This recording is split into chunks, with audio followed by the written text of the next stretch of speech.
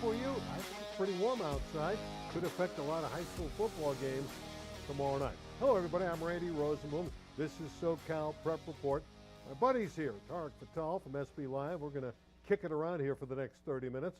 A little later in the show, we're going to talk Monrovia football. Jose Casagran, head coach there. He's got his football team out to a 2-0 record. He's also got his fine running back, Josh Griffiths, with us, and he's scored a lot of touchdowns early in the year. How about this heat wave?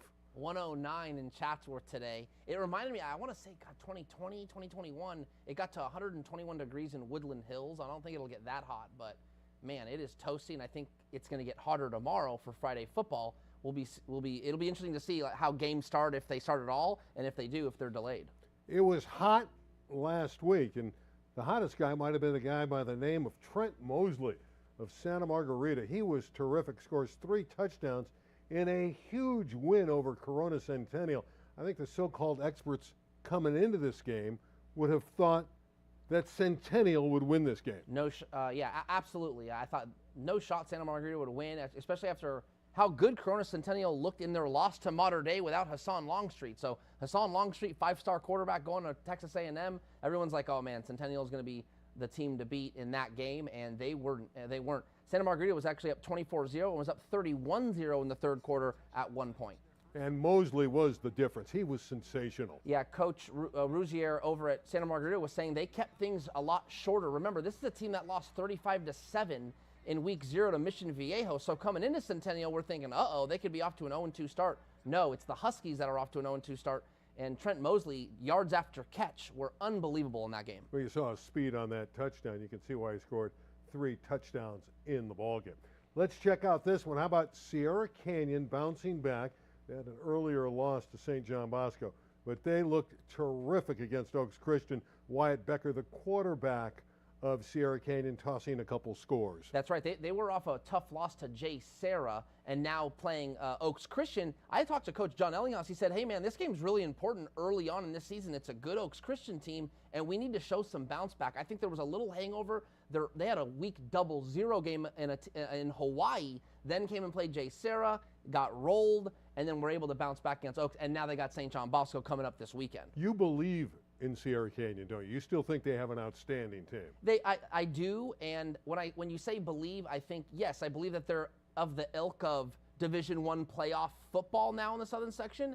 I still need to see them compete with the Jay Sarahs, the St. John Boscos of the world. They got Olu on the schedule. Do they need to win the Mission League?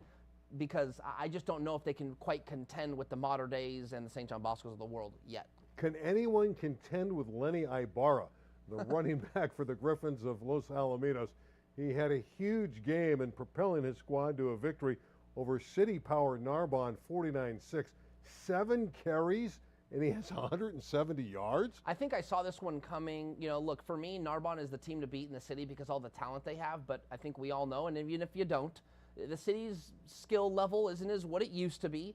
So I commend programs like Narbonne, Carson, Birmingham went and played St. Bonaventure. Going and playing these other Southern Section powers and really testing your tools, sharpening your tools for what's to come in the city section ends up being a benefit because those are the teams that those are the teams to beat in the Open Division. Yeah, it's really helped Birmingham in the last 4 years winning championships. They've lost a lot of games outside the city section. Once they bounce back into city competition, they seem to breeze. We'll see if that trend continues. All right, Sarah by 36-0 over Warren. But Warren had some issues. One, this game was stopped at halftime. Their star quarterback, Madden Iamali Eva, is not on campus anymore. Apparently he may have checked out.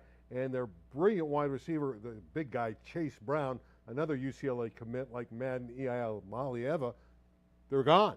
They're not playing. Yeah, there was be on the lookout. Check out for my Twitter timeline here coming up in a couple weeks because those guys are on the move. I'm not exactly sure where they're going to end up, but they could end up at Long Beach Poly, both Madden Iamaleava and Jace Brown. UCLA commits. There was a little bit of a falling out. They end up not going to the Sarah game. Not only did they not play, they just weren't even there. Right. And now they're not even on the roster. It's official. They've already checked out of school. We're just kind of hoping to see, not hoping, excuse me, we're waiting to see where they land. Well, it's landing pretty good for Monrovia. A huge win over Eagle Rock. Again, here's a cross section, a southern section school really taking it to Eagle Rock, although the Eagles did put 40 on the board. This must have been a fun game to watch. Another example, in my opinion, and I think Andy Moran, the coach at Eagle Rock, would agree with this. City section teams need to go play Southern section teams and prepare for their own league and the city section playoff. So I always, again, commend city section teams for going and challenging Southern section teams. They come up short, but they know they're getting better. Yeah, Eagle Rock has a great quarterback in Liam Paston. He had a nice game against Monrovia, but it wasn't enough. So let's bring in the coach, Jose Casagran, who's been around for a long time. We knew him when he was at Garfield and at Roosevelt, and his fine running back, Josh Griffiths. Gentlemen, welcome to the program. Hello. Guys, I got to talk about it. 59-40, a lot of points. Coach, are you thrilled that your offense performed, or are you disappointed that your defense gave up 40? How'd you look at that when you walked off the field that night?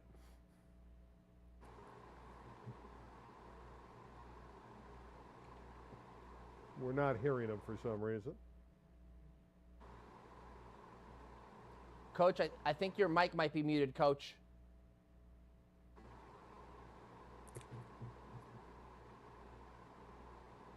He's checking it, as you can see. I love this. That's what live television is all about. I think we got you. No, let's go. No, Josh. Let's talk to Josh. No worries, Coach. Josh, your thoughts about the offense scoring so many points, but the defense allowing 40. It had to be a fun game for you, though, right? Yeah, it definitely was. But you could just tell, like, during the second half, we definitely left off on the gas. We kind of put our twos in, and we just kind of fell apart with our defense. But our offense, we did an amazing job. I like your honesty. The offense was amazing. And you've had an amazing start to the season. I know you have a lot of touchdowns. You were an all-league performer a year ago. So I guess you're not surprised with your success. But what's the difference from your junior year to your senior year? What makes you a better football player in your final year? I think I'm just getting more touches with the ball, and then it's giving me, like, more opportunities to do my work and get more touchdowns and more yards. Coach, let's check in back with you. Can you hear us? Oh, man, yeah, I don't know what's going on. We still can't hear you. So, Josh, spotlight is on you, my friend. Talk a little bit more about growing from one year to the next. Randy asked about your personal difference, but what's gotten better as a team aspect? What are you guys growing on going into the 2024 fall season? As a team, just this year, we lost our senior quarterback, Ryan Salazar, so we were relying on this new freshman quarterback, Jesse. And as a team, we just thought we wouldn't be doing together, like really doing good together. But we kind of just worked our butts off during the summer, and we came like a really good like program just together. And you can tell like we're just all like we're overall like around like a better team together with like just like emotionally and physically, and like we're definitely a lot stronger than we were last year. As a senior veteran, what are some things that you can do to bridge the gap between like you're saying, you lost a veteran quarterback, and now you have a freshman quarterback. But you as a senior, can you give an example or two that might be able to help that freshman bridge the gap between being so inexperienced and maybe getting his feet wet in his first varsity season? Yeah, I just keep on letting him know that like he's been playing this sport for a very long time, and I just gotta have to keep on giving faith in him. Like having all my other seniors and juniors and sophomores telling him that he's doing a good job and he needs to keep good composure. Since we have the split screen with the head coach, Jose Casagran, but for some reason there's a technical bug and we can't hear him, we're going to have Josh tell everyone why Jose is such a good coach. Talk about your coach. Coach Casagran came in last year, and you could just tell like the steady improvement that we've had as a program. We're all like, I'm pretty sure we're all like at least 10 pounds up in weight. We're all getting stronger. My weight went up from 135 to 160 in 2 years. So we're all doing better. One of the aspects of Monrovia football, the numbers were down for a while. Josh, is there a good turnout? Do you have a lot of bodies playing football? Is there a JV program that's building up? What are the numbers like at Monrovia right now?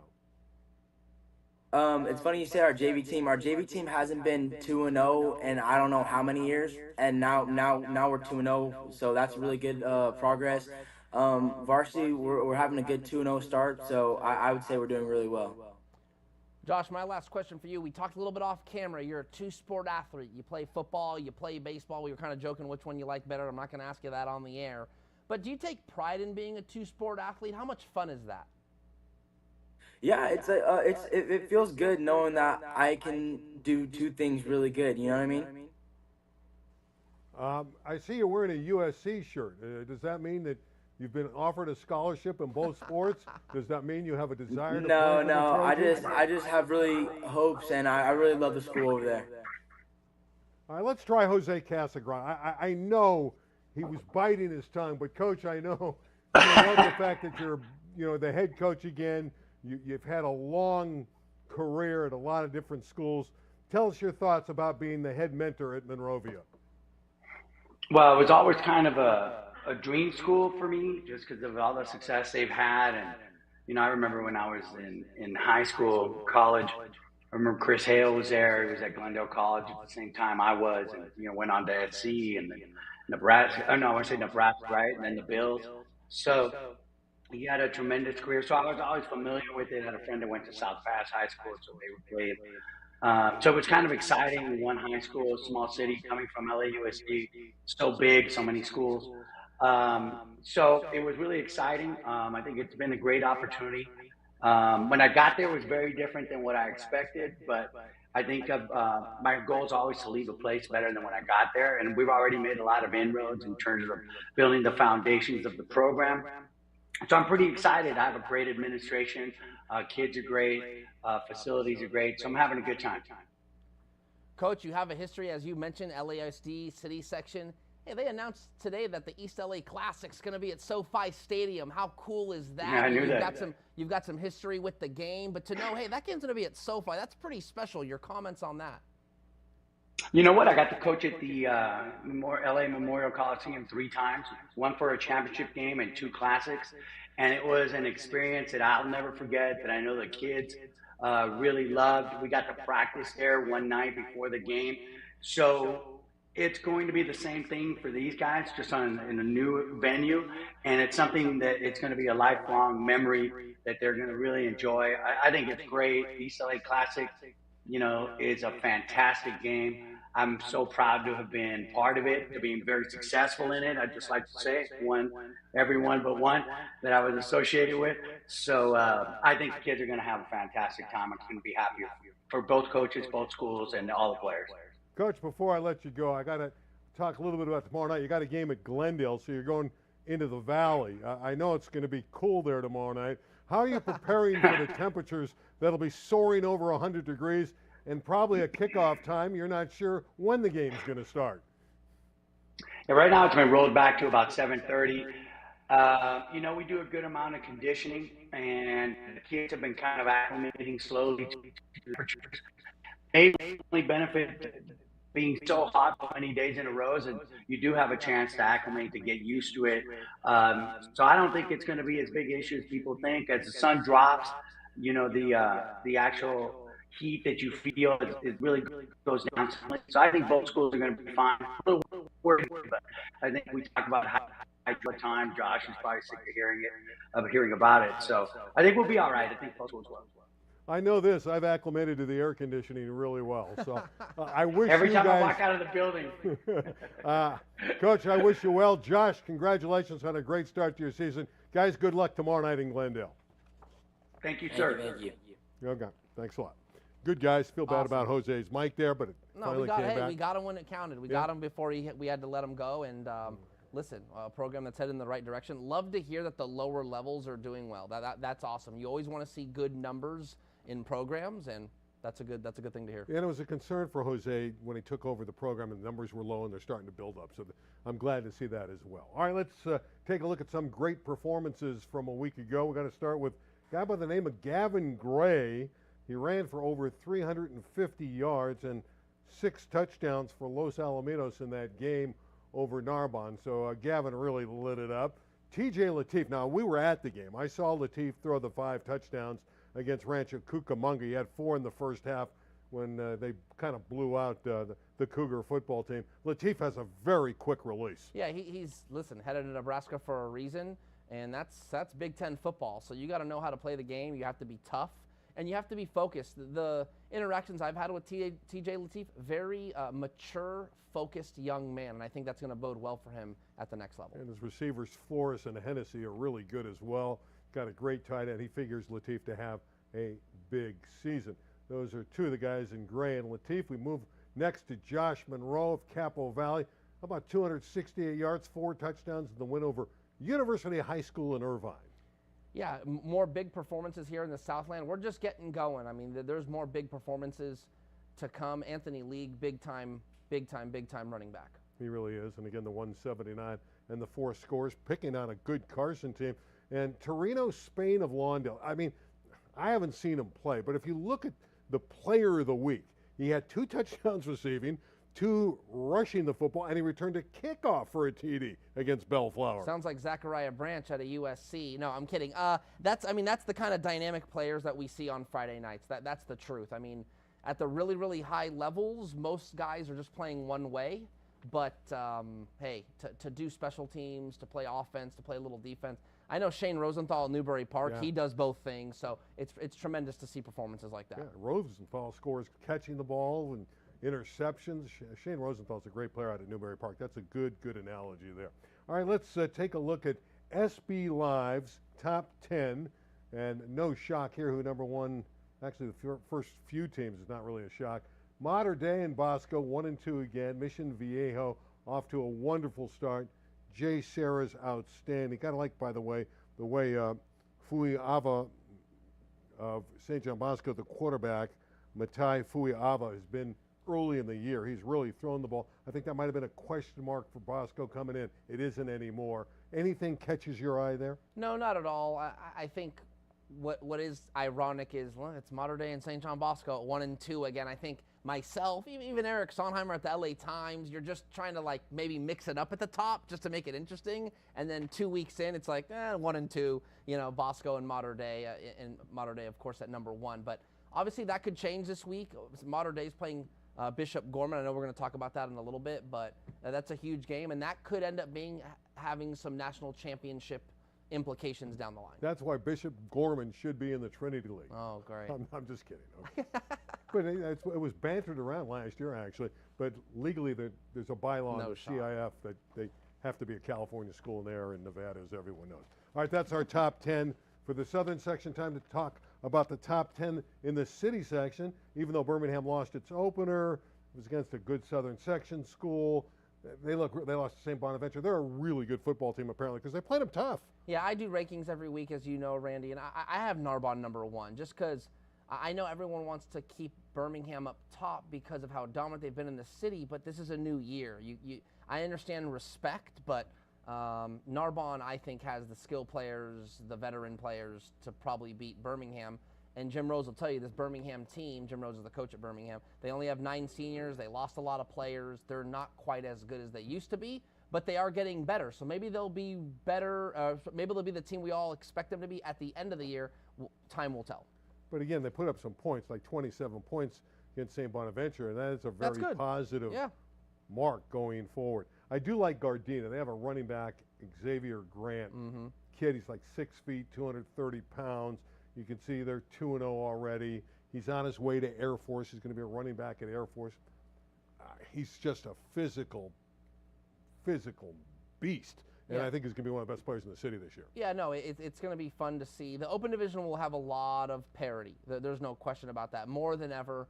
And the team, to me, that actually I would keep an eye on is Palisades. They got a quarterback that transferred from Loyola named Jack Thomas, and he's throwing the ball over the field. The Dolphins, I think, will be an Open Division team, and I think they're likely to win the Western League. And let's not overlook Banning. They're 2-0. They're ranked in the top few as well.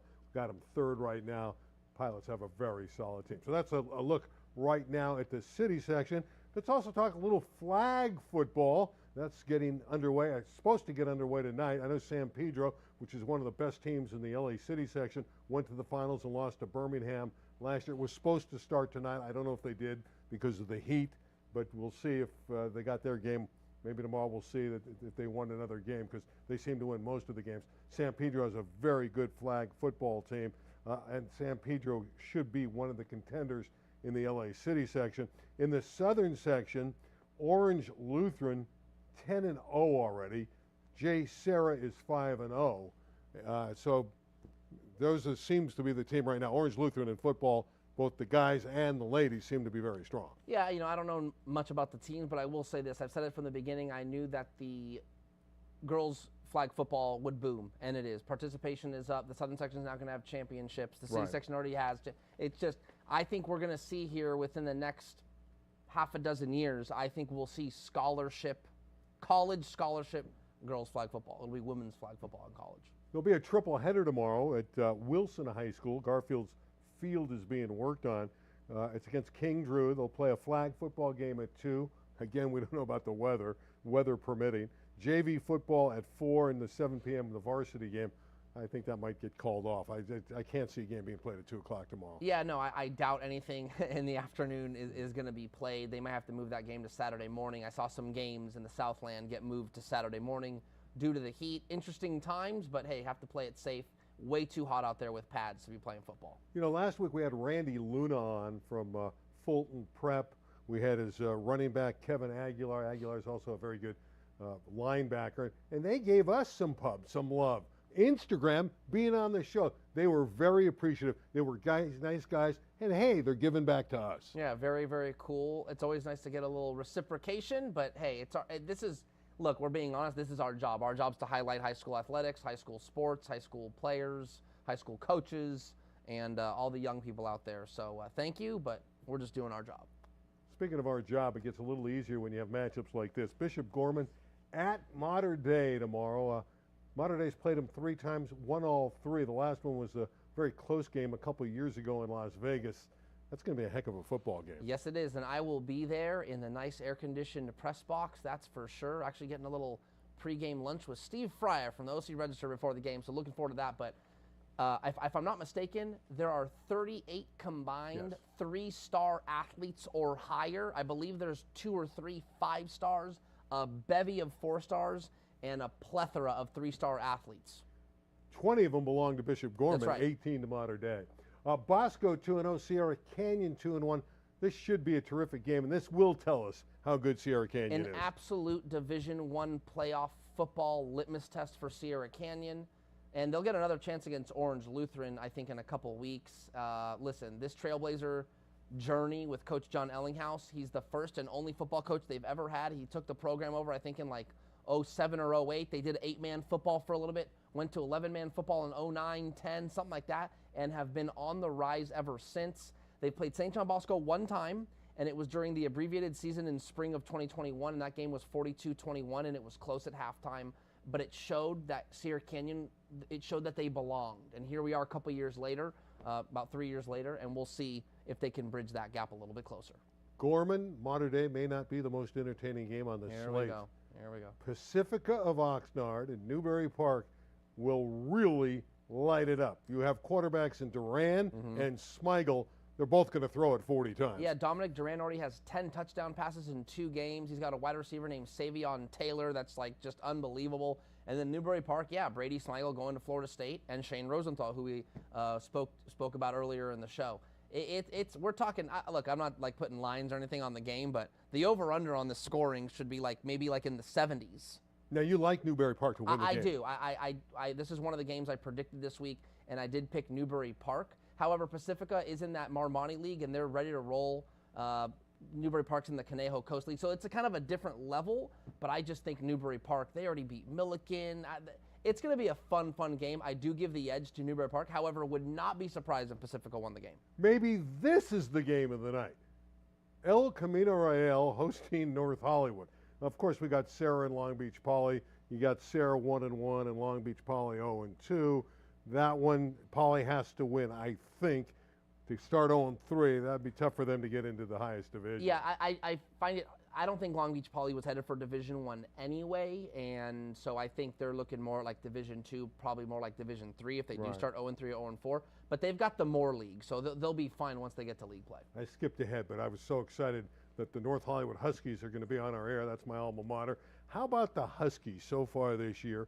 87 points scored. They have not allowed a point. El Camino has been shut out in its first 2 games. Opposites attracting tomorrow night on LA 36. but ECR's played the tougher schedule. Makes for a very intriguing game. Yes, it does. Yes, it does in a lot of ways. It does make it more intriguing. Yeah, I would still give the edge to North Hollywood. That's because they're probably playing with a little more confidence, Right. and that goes a long way for young people. So the Huskies are probably going to win that game, although with you on the call, anything could happen. El Camino beat them last year 14-7 at North Hollywood, so it should be a very close football game. All right, some great performances by guys in college football that came from our sections here in Los Angeles in the southern section. We're going to start with Nico Iamaleava for Tennessee, 314 yards and 3 touchdowns for the Tennessee Volunteers against Chattanooga. The 314 yards and 3 touchdowns, all in the first half. Yeah, you know, this is a lot of people think Nico's the best quarterback in the country. So maybe he showed why there in that first half, but went to Warren High, SoCal product. How about Noah Fafita of Servite lighting it up for Arizona? They laid it on New Mexico, 422 yards and 4 touchdowns. And how about T-Mac McMillan? He's a mismatch. Now, one thing about McMillan, he was the National Player of the Week. Yeah, Tet McMillan, I remember Fafita and Tet McMillan their senior year came and played Sierra Canyon at Pierce College. Randy, it was surgical how good those guys were, and that's when Troy Thomas was the coach. It was like watching the Marines go out there, and just structure, discipline, and everything was so crisp and pure, and they really rolled Sierra Canyon. But Noah Fafita and Tet McMillan were head and shoulders above everybody else, and it's not surprising that they're doing it at the college level. Another player we do want to talk about, who was from the Valley in Alameda, Miller Moss, the USC quarterback, piloting the Trojans to the win in Las Vegas against LSU. Huge win for the Trojans. They were a 4-point underdog going into the contest. I thought Miller Moss was terrific, and his numbers, look at him, over 375 yards, 378 to be exact, threw a big touchdown, and he was terrific. Huge opportunity for him. Obviously a man that did not transfer, didn't pick up and leave, stuck it out and earned his opportunity. I covered him at Alameda. These are a couple of plays. That's actually him throwing to Kevin Green, who ended up being a Division I wide receiver. But this is a very eerily similar touchdown throw. I think I have the video, maybe not. But anyway, this is it. The touchdown strike he threw to Jacoby Lane down the right sideline, very eerily similar to that highlight right there. But when he was in high school, his coach was Casey Clausen. I was the quarterback at Tennessee, ironically. We just got done talking about them. But that's major tutelage right there. And I think we're seeing some of that translate at USC. Yeah, Miller Moss can sling it, and he's so accurate. Trojans have a great one, the former Alameda star. I think Moss is going to have a big year. Of course, Caleb Williams was their star last year, obviously on to the Bears, but Miller Moss is going to have a big-time season. I know you were excited when we came in here tonight. We was at a launch. We were out in the front out of Vandenberg, and you were going nuts as the sky lit up. So were you. You thought that the shuttle was going to hit planes. I did. I had never seen anything quite like that. Oh man, yeah. And you know what? Neither have I. I've seen stuff online. You see stuff in like movies. But our producer Larry was like, "Hey man, let's go outside. Let's go check it out." And I'm like, "Okay." You know, I didn't expect it to be so far away yet so visible for so long. I thought that was really, really cool. Larry is a weather guru, or he loves satellites, all kinds of things like that. And it's close to the weather. It's up in the sky. Yeah, In fact, he bought a wet bulb for tomorrow. Yeah, I guess That he'll be tells able to tell us if we're going to be able to humidity, play yeah. or not. How many guys do you know buy a wet bulb? I don't know. About temperature and all that stuff. So we know you're going to the Mater Dei game. Who do you like in the game? Yeah, I think Mater Dei. You really do? Yeah, I think Mater Dei is going to win the game. I think they're at home, and that's just they just have too much talent, but you never know. On Saturday night, I'm going to the Sierra Canyon St. John Bosco game. I'm not so sure. I kind of lean Mater Dei, but the Gales have won 27 in a row. They lost a heartbreaker the last time against the Monarchs. I mean, the Gales had a huge win on the road last week coming from behind. I don't know. I think it's a picket game. Yeah, I really do. No, it is a picket game, and I think no matter who wins or loses, those teams are going to get better from that game. Tarek, we'll do it again next week. Yes, sir. For Tarek Fatal, I'm Randy Rosenblum. Stay cool, everyone. I'll be at that El Camino North Hollywood game tomorrow. Remember, it's live. We'll be on the air at 7. The game may not start at 7, but the game will be played, and we'll call it for you. For Tarek, I'm Randy. We'll see you next week right here on SoCal Prep Report. Good night, everybody. NFL's back, man. I'm excited. NFL's back. I'm excited to watch. Mahomes looked good. He did, but I'm excited to watch Caleb.